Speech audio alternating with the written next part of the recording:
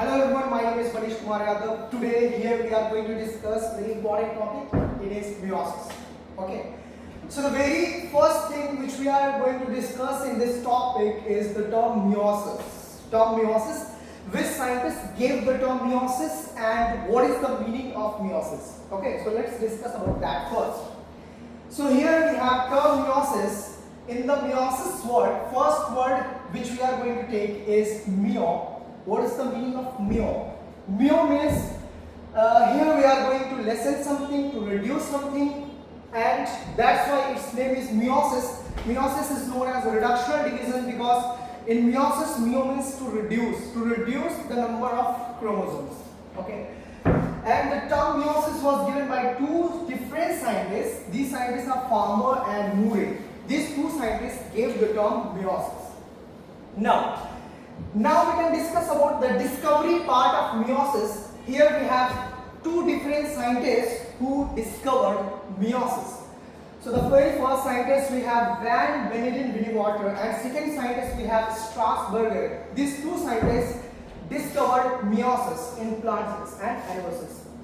Now meiosis is known as reductional division. We are going to understand why meiosis is known as reductional division.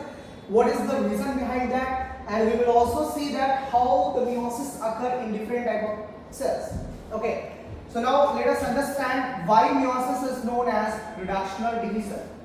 So meiosis is known as reductional division because meiosis is responsible to maintain the number of chromosomes in gametes. Okay. So basically meiosis reduces number of chromosomes. Reduces number of chromosomes. It reduces number of chromosomes.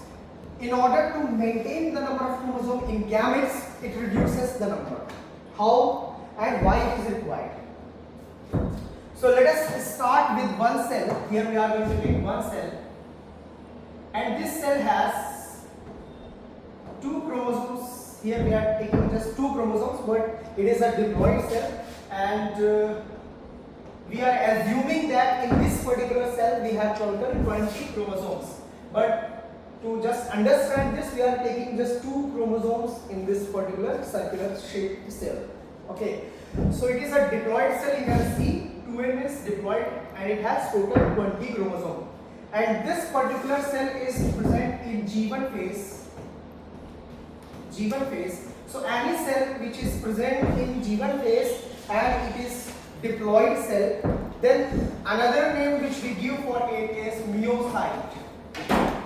Meiocyte, because here we are studying meiosis. So meiocyte stands for a cell which undergoes meiosis. What is the meaning of meiocyte? Meiocyte means a cell which undergoes meiosis and it should be diploid, because we should know this, that meiosis does not occur in haploid cells. Meiosis only occurs in diploid cells, because previously we have seen in mitosis that mitosis can occur in both haploid cell as well as diploid cell. But because it is meiosis, that's why we are taking a diploid cell. So this cell is in G1 phase. After S phase, means synthesis of DNA takes place, duplication of chromatids occur. Now this cell we are taking with two chromosomes but with duplicated chromatids. Still it is diploid only. Number of chromosomes is also actually 20 only.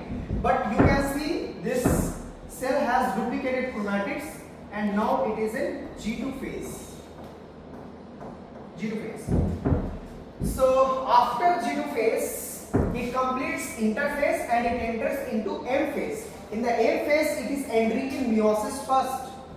So once it enters in meiosis first of all what happens? This will produce two different cells. First cell will get only one chromosome from a pair and another cell will also get one chromosome from a pair. Okay. So here we have completed meiosis 1. After meiosis 1, you can see from these two chromosomes, this is a pair of homologous chromosome.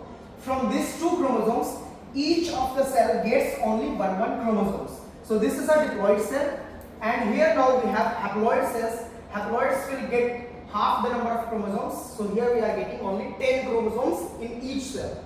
Here also we have 10 chromosomes in this cell as well. Okay, so here we have completed meiosis 1. In meiosis 1 we have completed karyokinesis, means division of nucleus, that is known as karyokinesis first, and later cytokinesis first, which finally divides the cell and we get 2 cells here. Now this meiosis 1 has been completed, and because of the meiosis 1 only, number of chromosomes have become half. That's why meiosis 1 is known as reductional division. Why meiosis 1 is known as reductional division? Because meiosis 1 reduces the number of chromosomes to half. This reduces number of chromosomes to half. Now it is the time for the meiosis 2. Meiosis 2 will produce 2 cells from each cells. That means now we have 2 cells. These 2 cells will enter into meiosis 2. This cell will also go into meiosis 2. This cell will also go into meiosis 2. Here also we will get 2 cells. Here we have one cell with one chromatid, another cell with another chromatid. So now here you can see, here we have one cell with one chromosome, it has duplicated chromatid. In meiosis 2 what happens? In meiosis 2 each of the cell receives only single chromatid, and that only single chromatid act as individual chromosome. So number of chromosome remains as it is. Here you can see n is equal to 10. Here also we have n is equal to 10. Number of chromosomes does not reduce, but amount of DNA reduces. Here we have duplicated chromatids. Here these duplicated chromatids are divided, and each of the cell have only one chromatid. Here also the same scenario we have. Here we also have the same scenario, you can see. So meiosis 2, as a result of meiosis 2, number of chromosome has not been reduced. As number of chromosome you can see in the parent cell is 10 and in the daughter cell also 10. So meiosis 2 somehow it is almost similar to mitosis. So it is equational division. As we know the definition of equational division, what is equational division? Equational division is a division in which number of chromosomes remains similar. As you take the parent cell, the number of chromosomes, let's say 20, then in the daughter cell also number of chromosomes will become 20. So equational division means number of chromosomes remains similar if you take parent cell and daughter cell. So here we have completed meiosis 2. In meiosis 2 also we complete karyokinesis, means nuclear division, karyokinesis 2, and cytokinesis 2. Cytokinesis 2. Okay. So now if we summarize everything, whatever we started with. So here you can see, first of all we started from a single cell that was in G1 phase, and it is known as meiocyte. Meiocyte was a cell which enters into meiosis, which participates into meiosis. Meiocyte is a diploid cell which has 20 number of chromosomes. Later we have this cell only which completes S phase, DNA synthesis. Now it has duplicated chromatids. Number of chromosomes remains same. Later it enters into M phase, in which it first completes M1, that is reductional division, which reduces the number of chromosomes to half. Later it enters into M2, meiosis 2, which is actually equational division, which maintains the number of chromosomes similar in compared to the parent cell. Daughter cell also has the same number of chromosomes.